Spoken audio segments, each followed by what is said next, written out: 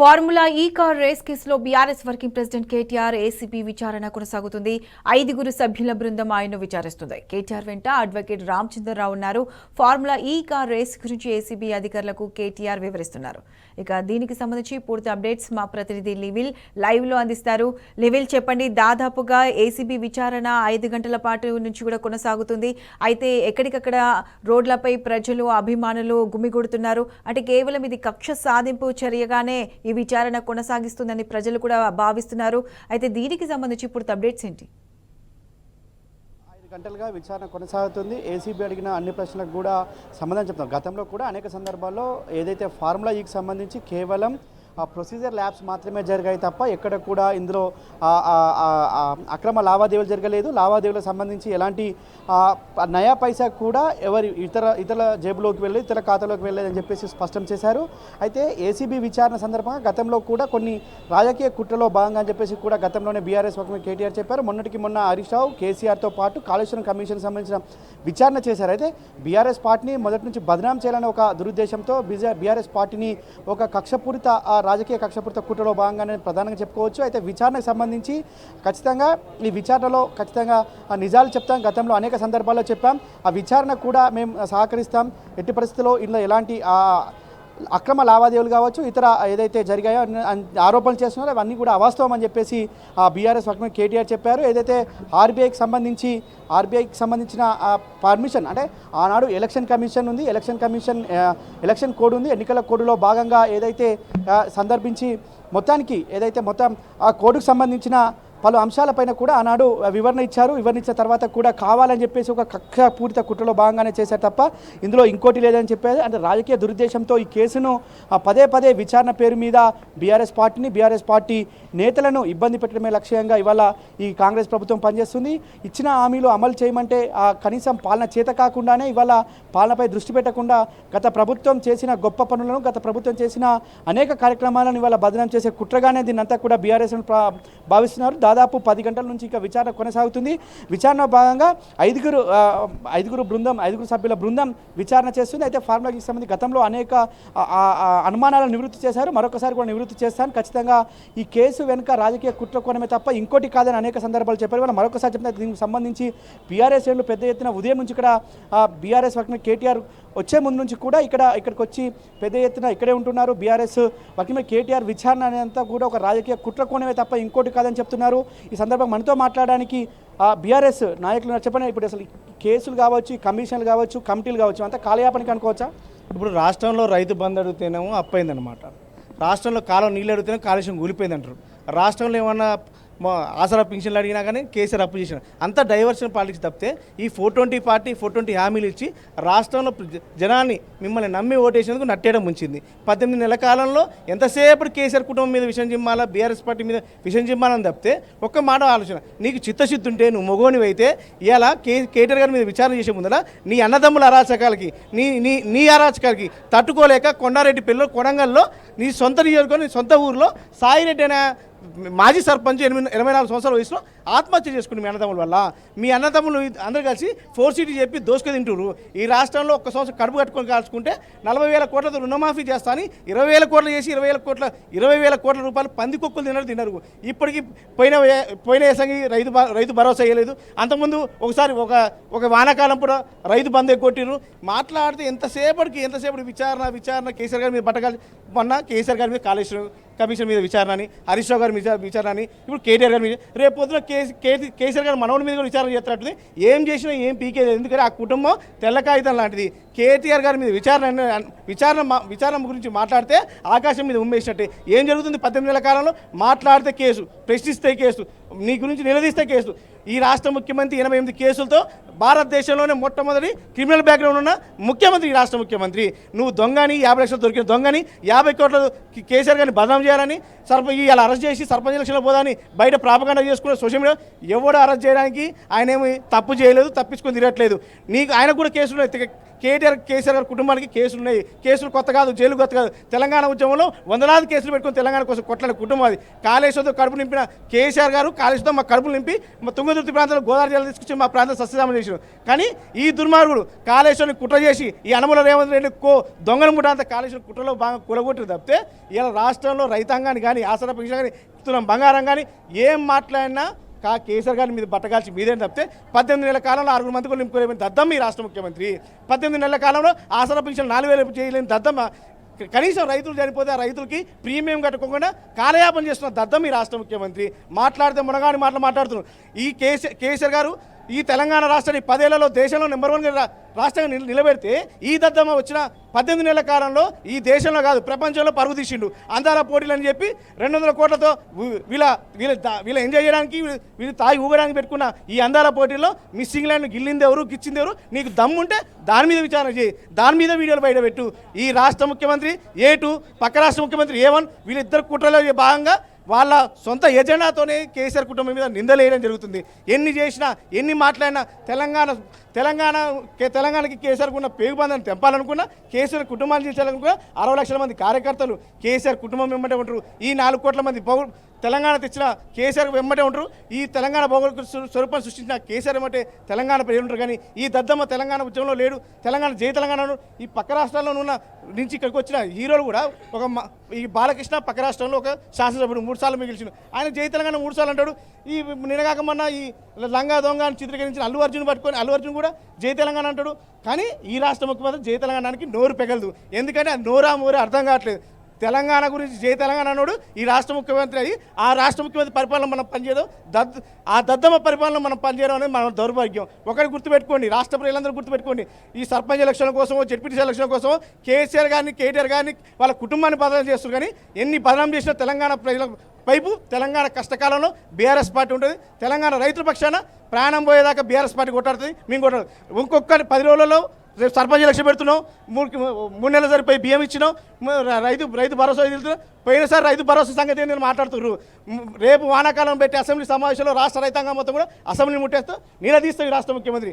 కేసీఆర్ కుటుంబం మీద ఈగా వాలినా కానీ ప్రత్యక్ష దాడులు తీయడానికైనా బీఆర్ఎస్ పార్టీ సిద్ధంగా ఉంటుంది, కార్యకర్త సిద్ధంగా ఉంటుంది. ఎందుకంటే మాకు కొట్లాడడం కొత్త కాదు. మేము కొట్లాడిన తెలంగాణ కోసం, తెలంగాణ ప్రజల కోసం కొట్లాడాను. ఈ రాష్ట్ర రైతాంగం కోసం కొట్టాను. రైతులు రాజు చేయడానికి తెల్లంగా చేసుకుని తిరగడానికి రైతులు రాజు చేసింది కేసీఆర్ గారి ప్రభుత్వం. అయితే రైతుని దివాలా తీపిచ్చి రైతు రాజ్యం కాకుండా ఈ రాక్షస రాజ్యంలో ఈ రాష్ట్రం అల్లకల్లోలం అయిపోతుంది. ఎటుపోయింది నీ తులం బంగారు, ఎటుపోయింది నీ స్కూటీలు, ఎటుపోయింది రైతు భరోసా. మాట్లాడితే కేసీఆర్ గారి మీద నిందలు అబద్ధాలు మాట్లాడితే వాళ్ళ కుటుంబం మీద ఎన్ని చేయాలో అన్నీ చేసినాం. కానీ ప్రజలు నమ్మే పరిస్థితి లేదు.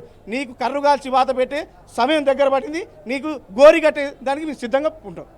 ఖచ్చితంగా ఇవాళ ఏదైతే ఏసీబీ కేసు ఉందో ఏసీబీ కేసు అనేది ఖచ్చితంగా రాజకీయ కుట్రకోణమే తప్ప ఇంకోటి కాదంటున్నారు. ఇవాళ ఏదైనా విచారణ చేస్తే ఖచ్చితంగా ఆ రేవంత్ రెడ్డి పైన చేయాలి. ఇవాళ రేవంత్ రెడ్డి ఓటుకు నోటుగా దొరికి 10 సంవత్సరాలుగా ఆయన మీద క్రిమినల్ బ్యాక్గ్రౌండ్ ఉంది. ఆ కేసుకు సంబంధించి విచారణ కూడా కొనసాగుతుంది. ఖచ్చితంగా ఆయన కూడా ఇవాళ లైవ్ డిటెక్టర్ పరీక్షకు రావాలని కూడా కేటీఆర్ సవాల్ విషయాలు కానీ ఆ సవాల్ ఇప్పటివరకు స్వీకరించలేదు. ఏదైతే ఏసీబీ కేసు ఉందో ఆ కేసు అనేది ఉత్త రాజకీయ కుట్రకోణం తప్ప ఇంకోటి కాదు. స్థానిక సంస్థల ఎన్నికలు వస్తున్నాయి కనుక ఏదైతే 42% రిజర్వేషన్లు ఎగ్గొట్టేందుకే కుట్ర అని చెప్పేసి కూడా చెప్తారు. అయితే మనతో మాట్లాడడానికి విద్యార్థి నాయకులు చెప్పండి, వాళ్ళ ఈ ఏసీబీ కేసు ఎట్లా చూడొచ్చు? రేవంత్ రెడ్డి యొక్క అసమర్థ పాలనను, రేవంత్ రెడ్డి యొక్క చేతగాని పాలనను కప్పిపుచ్చుకోవడానికి ఫార్ములా రేస్తో కేటీఆర్ గారు హైదరాబాద్ బ్రాండ్ పెంచి తెలంగాణ ఖ్యాతిని విశ్వవ్యాప్తం చేసి ఈరోజు కేసీఆర్ గారిని కేటీఆర్ గారిని బద్నాం చేయాలని కుట్రలో భాగంగా రేవంత్ రెడ్డి గారు కేటీఆర్ గారిని ఫార్ములా ఈ రేస్తో బద్నాం చేయాలనేటువంటి ప్రయత్నం చేస్తూ ఉన్నాడు. రేవంత్ రెడ్డి గారు మీరు గుర్తుపెట్టుకోండి, ఫార్ములా ఈ రేస్తో తెలంగాణ ఖ్యాతి విశ్వవ్యాప్తమైంది.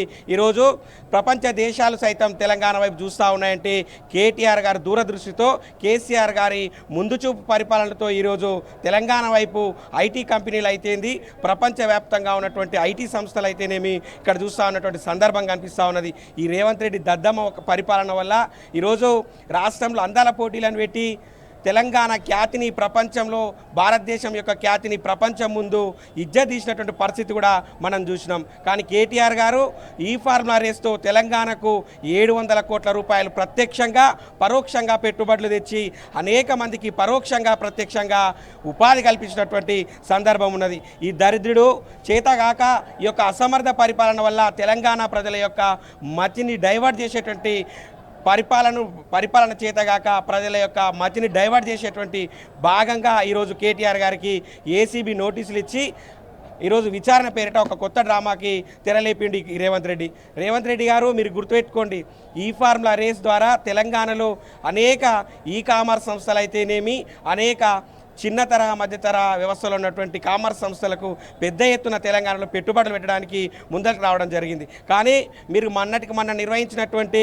అందాల పోటీల ద్వారా తెలంగాణకు ఒరిగింది ఏందని మేము అడుగుతా ఉన్నాం. ఇటువంటివి చేతగాక రేవంత్ రెడ్డి ఏమాత్రం ఇచ్చినటువంటి 6 గ్యారంటీలు 420 హామీలు అమలు చేయలేక తెలంగాణ ప్రజల ముందర బొక్కబోర్లా పడాల్సినటువంటి సందర్భం వచ్చింది. కాబట్టి తెలంగాణ ప్రజలకు ఇక చెప్పేది ఏం లేక ప్రతినిత్యం ఏదో ఒక కేసు ద్వారా నిత్యం ప్రజాపక్షమై తెలంగాణ ప్రజల పక్షాన ప్రశ్నిస్తూ ఉన్నటువంటి BRS party working president KTR గారిని వేధించడానికి ఈ యొక్క కుట్రతో ఈరోజు నోటీసులు, అరెస్టులు అంటూ విచారణ అంటూ కాలం గడుపుతూ పబ్బం గడుపుతూ వెళ్ళదీస్తూ ఉన్నాడు ఈ రేవంత్ రెడ్డి గారు. మీరు గుర్తుపెట్టుకోండి, కేసీఆర్ గారు కానీ కేటీఆర్ గారిని కానీ ఈ కుటుంబాలని కేటీఆర్ గారి కుటుంబాన్ని కానీ మీరు టచ్ చేయాలని చూస్తే బిడ్డ గుర్తుపెట్టుకో, ఈ రాష్ట్రం అగ్నిగుండం అవుతుంది. నేను వేటాడతాం తెలంగాణలో నిన్ను బొందబెట్టేంత వరకు కూడా కొనసాగుతూనే ఉంటుంది మా యొక్క యుద్ధం అనే విషయాన్ని కూడా రేవంత్ రెడ్డి గారు గుర్తుపెట్టుకోవాలి. అన్న నువ్వు చెప్పనా, ఇవాళ ఏదైతే ఏసీబీ విచారణ గత 5 గంటలకు కొనసాగుతుంది అనే ఒక కేటీఆర్ ఒక సవాల్ విసిరిండు, నీకు దమ్ముంటే రా ఇద్దరం లైట్ డిటెక్టర్ పరీక్ష చేసుకుందామని. ఎందుకు సవాల్ స్వీకరించదనుకోవచ్చు? అదే నేనేమనుకున్నా అంటే మేము పక్కా కాంగ్రెస్ అంటే ఇప్పుడు 15 ఏళ్ళు అయింది ఇంట్లోకి వచ్చి. అప్పుడు కాంగ్రెస్ పాలనలో రెండు ఆంధ్ర తెలంగాణ కలిసి ఉండే.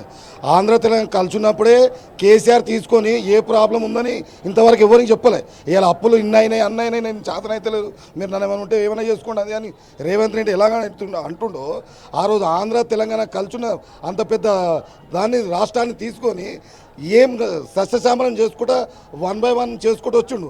కరెంటు లేకుంటుంటే ఇంట్లో 3-4 గంటలు 5-6 గంటలు కరెంట్ లేకుంటే బయట రాత్రిపూట బయట వండుకునేది. మా నాన్న నేను వండుకొని చూసినాం మేము. ఇలాంటిది ఈ రోజులలో కరెంట్ కంటిన్యూగా 24 గంటల కరెంట్ ఇస్తుండు. అలాగే ఒక రైతుకి ఇత్తనాలు లేక దాన్ని సాగు చే దమ్ము లేక ఇంట్లో పైసలు లేకుంటే వాళ్ళకు రైతు భరోసా అని కొత్తది తీసుకొచ్చి రైతు భరోసా పైసలు ఇప్పించి ఫ్రీ కరెంట్ ఇచ్చి వాళ్ళకి ఫ్రీగా బోర్లు వేపించి ఈరోజు పంట ఒక సస్యశ్యామలంగా నడిపించిన